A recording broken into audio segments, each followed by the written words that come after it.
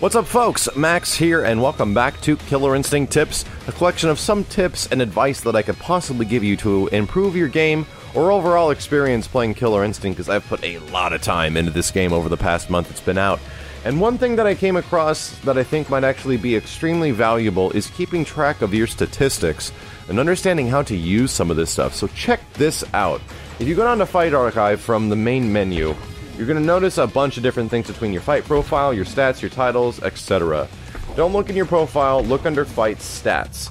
You come over across a general screen showing your playtime, your ranked matches, your non-ranked matches, and your offline matches, and I did not even realize that there was an extra menu for this stuff. And check this out. You look at the bottom and you see how it says, see all stats? Well, let's check that out. And here you're going to find a resource of information that is absolutely freaking invaluable if you want to learn how to become a better player. And let's find out exactly why. So let's look at specifically, not all matches, let's look at ranked matches. And let's see what we can figure out from here. We can all look at overall stats, we can look at breaker stats, combo stats, character stats in general. So let's look at overall stats in ranked matches right now. It tells me how many fights I have, how many wins I've got, how many losses I've got, how many draws I've got, the win rate, the winning streak, supreme victories, awesome victories. Pretty good amount of information. Like, many fighting games don't actually record so much data to actually give you.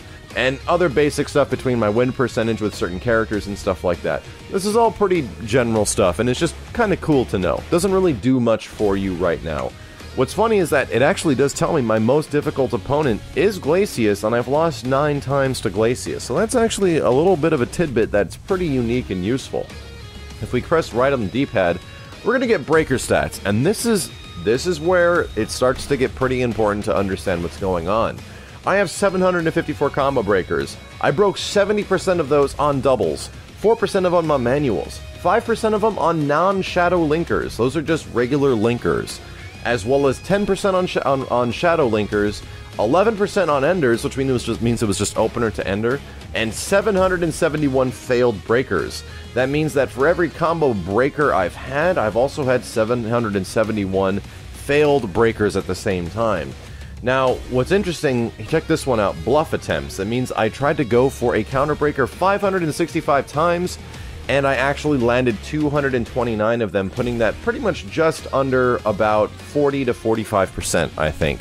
So that's not too bad. That means about 40-45% of my counter breakers are actually freaking landing. That's a pretty good percentage. If you guys want to look at this and understand that, oh my gosh, only 10% of my counter breakers are landing, you might want to rethink of what the hell is going on.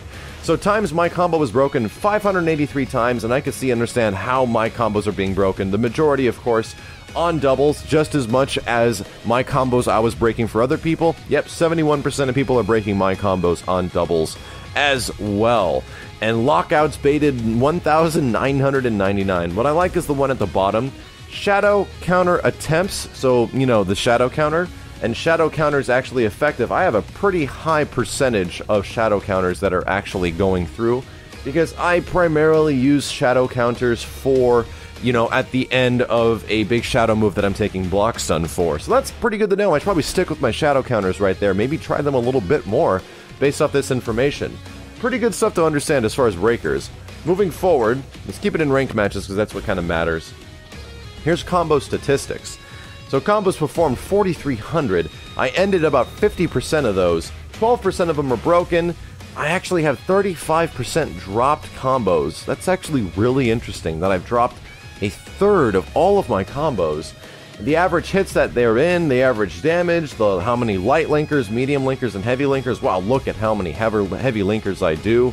And how many light doubles, medium doubles, and heavy doubles you've done. How many manuals you've done. Dude, it's just freaking nuts how many things are in here that can actually make you understand what you might need to be doing. If a lot of your combos are getting broken a lot, and you look down at your stats and you realize, dude, I have so many mediums. I keep doing mediums. Well, you might want to switch things up. You might just want to try doing lights, like a whole bunch, just to make things a little bit more difficult for your opponent. Pretty good freaking information to know, especially in a game like Killer Instinct, where making decisions is that much more important.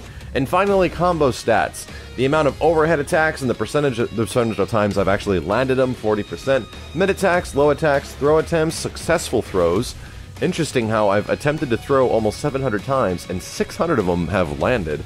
Shadow bars gained throughout the match, 7.7, nearly 8 shadow bars gained throughout a match. It's pretty freaking cool.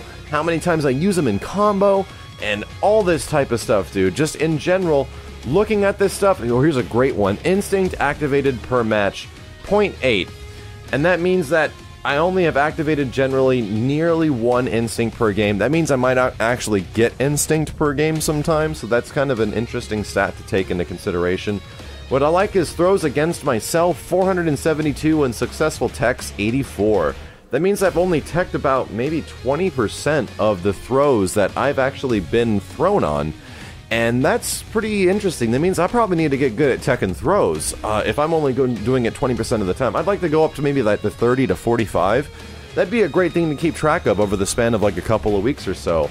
And I think that's about it. You can also look at your character stats. This is an interesting one. See how there's 6 characters on screen and there's 1, 2, 3, 4, 5 extra slots down there? I wonder what that means, but it lets you know how your win rate with all the characters. Lets me know awkwardly that I've only played Thunder 6% of the time, but he holds my current highest win rate at 97 freaking percent. And that's about it. Just to let you guys know, this type of information in a fighting game is just crazy useful. I've actually learned a lot about the things I should probably be doing within my games personally to make things go a little bit better or a little bit different. That I might like to see a stat increase in this situation or another situation. Telling you dudes, use this stuff. It is a huge resource, it'll make you way better in the long run, and for you guys that are sticking on my channel to get good at Killer Instinct, go to your fight stats and then click Y to see all your stats, and check out what exactly has been going on throughout your entire time playing Killer Instinct. Thank you dudes very much for watching, and stay tuned in the next episode of Killer Tips.